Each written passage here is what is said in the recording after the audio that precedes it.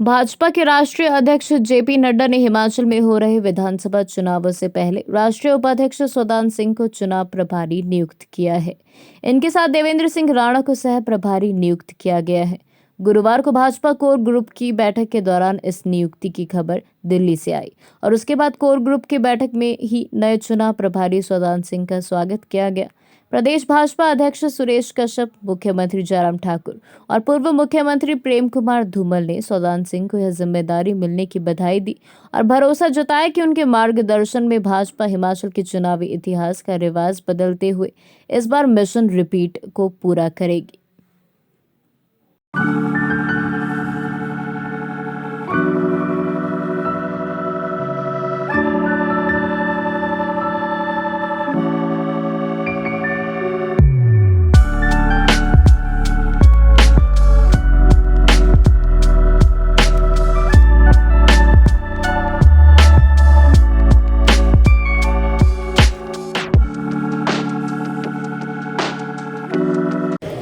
हाँ, देखिए आज कोर कमेटी की बैठक हमारी अभी चली हुई है, पूर्ण नहीं हुई है, लेकिन बहुत सारे विषयों को लेकर चर्चा की गई। हम जानते हैं कि हम चुनाव में जा रहे हैं और समय दिन प्रतिदिन जो है निकलता जा रहा है, बहुत कम समय हमारे पास है। इस दृष्टि से अभी 2 दिन पहले ही हमने शीर्ष नेतृत्व से चर्चा करने के उपरांत प्रदेश की चुनाव समिति, चुनाव संचालन समिति और चुनाव प्रबंधन समिति उसकी घोषणा की थी, जिसमें प्रदेश चुनाव संचालन समिति के अध्यक्ष श्री जयराम ठाकुर जी, जो प्रदेश के मुख्यमंत्री हैं, और चुनाव प्रबंधन समिति के अध्यक्ष श्री डॉक्टर राजीव बिंदल जी, जो नाहन के हमारे लोकप्रिय विधायक हैं, उनको ये दायित्व दिया गया है। और आज उसी से संबंधित जो हमारे विभिन्न सब कमेटियाँ इसके बाद बनेगी, उसको लेकर विस्तृत रूप से चर्चा की गई। हम जानते हैं कि जब चुनाव का समय होता है तो विभिन्न व्यवस्थाएं हमको करनी होती है, तो उसको लेकर पूरे प्रदेश भर में किस प्रकार से हम आगे बढ़ेंगे, उसको लेकर सभी शीर्ष नेतृत्व से विचार विमर्श हमने किया। इसके साथ साथ जो माननीय प्रधानमंत्री श्री नरेंद्र मोदी जी बहुत जल्दी उनके प्रवास के कार्यक्रम हिमाचल प्रदेश में होने वाले हैं, जिसमें चंबा आने का उनका एक कार्यक्रम है। इसके अलावा जो हमारा all India institute of medical science, उसका भवन लगभग तैयार है, उसका लोकार्पण का कार्यक्रम है। इसके अलावा एक बड़ी युवाओं की रैली, प्रदेश में युवा मोर्चा की रैली जो हम करने जा रहे हैं, जिसमें हमारा ये लक्ष्य है कि हम 1 लाख युवा उसमें हिमाचल प्रदेश के हर विधानसभा क्षेत्र से वहाँ पर आएंगे। और ऐसा भी हम तय कर रहे हैं कि हमारी ये रैली सुजानपुर में हो, जो कि केंद्र भी पड़ता है, और 1 लाख युवाओं के लिए जो स्थान उस हिसाब से जहाँ इतने लोग एकत्रित कर सकें हम। लेकिन इतना तय है कि उसमें केवल और केवल हमारे युवा मोर्चा के साथ ही पूरे प्रदेश भर से आएंगे। वो चाहे किन्नौर की बात है, चाहे सिरमौर की बात है या भरमौर की बात है, हर क्षेत्र से हमारे युवा उस रैली में पहुँचेंगे।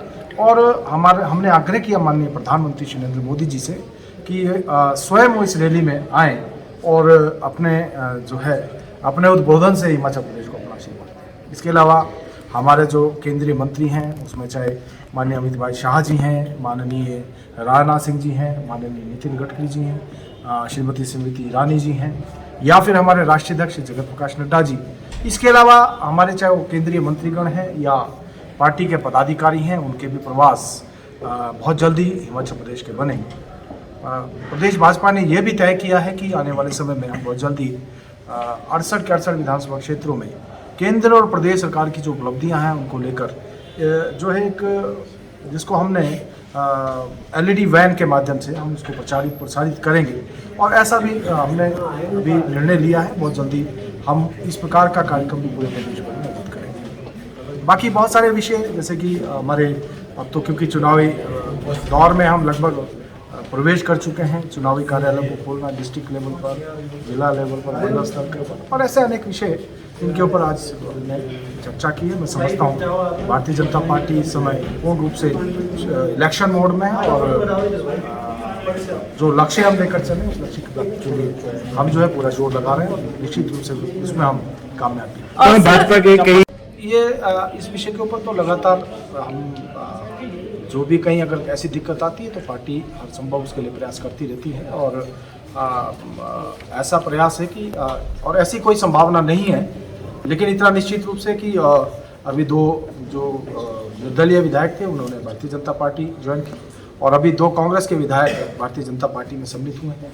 और मैं समझता हूं कि ये दौर आगे भी चलता है। और जिस तरह दो कांग्रेस विधायक भाजपा में आए हैं, अपने ही भाजपा कार्यकर्ता उनका विरोध कर रहे हैं, ऐसे में डैमेज कंट्रोल के लिए पार्टी की रणनीति क्या है? देखिए, स्वाभाविक रूप से जब कोई इस प्रकार से कोई आता है तो थोड़ा बहुत होता है, लेकिन उसके लिए हम लोगों ने प्रयास किया है और बहुत जल्दी सब स्मूथ होगा। Thank you.